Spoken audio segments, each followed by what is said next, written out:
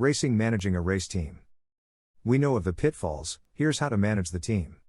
Sub-teams. Breaking your team into sub-teams at the beginning of the season assist you in mentally visualizing your season at the beginning from a manager's point of view. If you are competing for average speed, you need to have birds available and in form for every race. If you are flying natural, that means having birds on different nest positions at all times. If you are flying another system, it's know when in the race season you want your teams to reach maximum form. Short, middle distance team. In your club and combine, there are only 2 short races at the beginning of the season, and then we are on to middle distance races. For my purposes, there is no distinction between short and middle distance. Often, the long distance birds will fly the first few short races. Once middle distance is reached, long distance racing also begins. Short and middle distance is defined as 75 to 300 miles. We've already discussed how even middle distance races and turn into super tough races. You should further divide this short/middle team into an A team and a B team. Long distance team. Long distance is 400 to 600 plus mile races. In our combine we have a 400,400, by, 500,500, by, 600,600. Knowing already that there will be long distance races back to back, it's a good idea to further break down the long distance team into an A team and a B team. Team A will fly 400, by, 500, by, 600, by, end of season. Team B will fly, by, 400, by, 500, by, 600, end of season. Each team will have 2 bye weeks to rest, retrain and come back at 100%. If your short team falls apart due to unforeseen circumstances, you are still able to pull from one of the long distance teams and place them on the A or B team of the short distance team. Active versus reserve team, or a team and B team. Having an active team and reserve team concept will put you in the frame of mind to hold the reserve team back so that you have fresh pigeons for the next week's race. There are often times when competition tempts a flyer into shipping all his best pigeons on one race only to have a smash or near smash race ruin an entire season. By planning ahead you will be ready for that smash which crushes your opponents, and you can swoop in with a fresh team and score. Remember, there is a difference between fresh and untrained. Birds that are not racing still need to be taken on training tosses or at a minimum flag flown. For our combine, the A team and the B team on the long distance team will compete the same number of long distance races, which is 3 for a total of 1,500 miles, not counting any short races at the beginning. It is most improbable that any pigeon could give 100% and compete all 6 long distance races. This also allows for transfers from one team to another. For example, the first race of the A team results in a near smash. A bird from that race can be switched over to the B team and receive an extra week of rest, recuperation and training. Any birds from the B team which came home in good form could still be switched to the A team without any detriment. Short and middle distance is much more difficult as there are much more temptations. When you start out, stick to the A team and B team concept. This will prevent you from shipping all your birds to one race and having a smash. Just like the long distance team, as birds have tough races, they can be switched to the other team and given an extra week to recover, recuperate, retrain and come out giving 100%. One temptation to avoid is taking a bird from a great performance and throwing them into the long distance race the following weekend. Yes, there are birds that can do this with teas. But you can guarantee it's going to be a great and well-weathered race. If it turns into a very difficult race, you might have just burned an excellent pigeon. Stick to the plan. If you are going to switch a bird from the short to the long distance team, give him a bye week, just like the long distance team already in place. In the short, there is one variation to the A team, B team concept.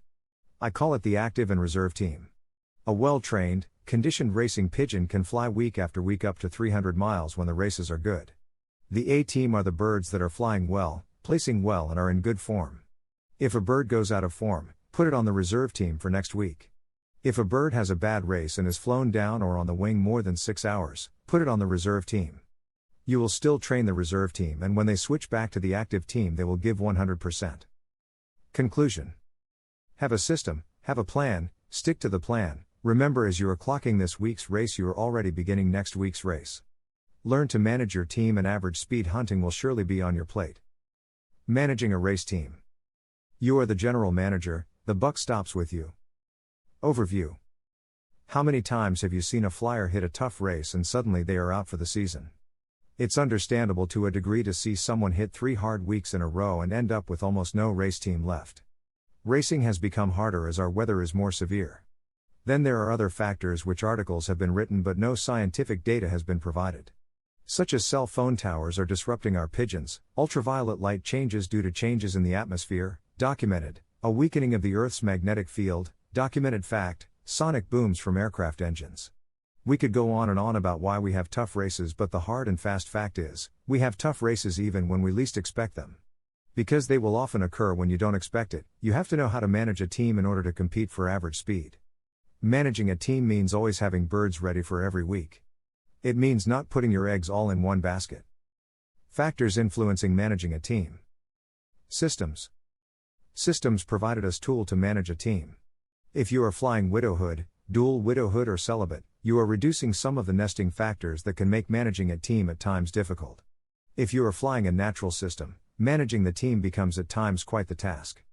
Most flyers learn on the natural system. If you can learn to manage your team on the natural system, you will have no problems managing a team on the other systems. Having a system means you have at least dedicated to a plan. If you've dedicated to a plan, you are halfway to managing a team. Injuries. You never know when injuries will occur. They can happen on races, during training flights, or just flying around the loft. Wherever there is a utility wire, I'm sure there's a pigeon that has hit it and busted a wing, a keel, or a leg. Any bird sent to a race is not guaranteed to come back without an injury. There have been known birds that have walked home after an injury. Tough races. A super tough race can put a top pigeon out for weeks. There's a difference between recovered enough to be shipped and recovered enough to race 100%. Don't ship a bird unless it's going to give you 100% of what it has. Not every bird is a winner, but every bird should be given the opportunity to show you what it is made of. Lost motivations. If you are flying natural and you lose a mate, you have lost that bird's motivation. Having to set up birds again with different motivations can have an effect on your ability to manage a team.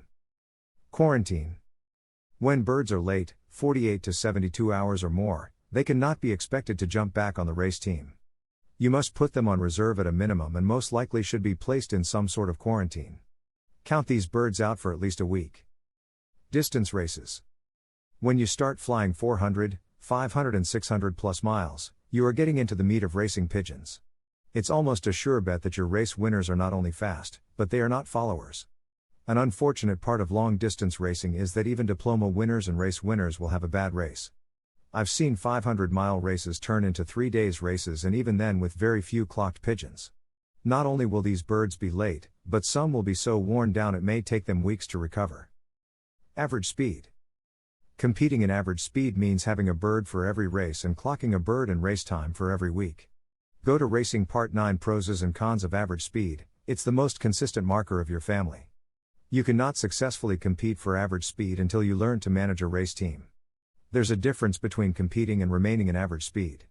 There have been recorded seasons in which only one person remained in average speed to attain victory, and there are many recorded seasons in which no one finishes average speed.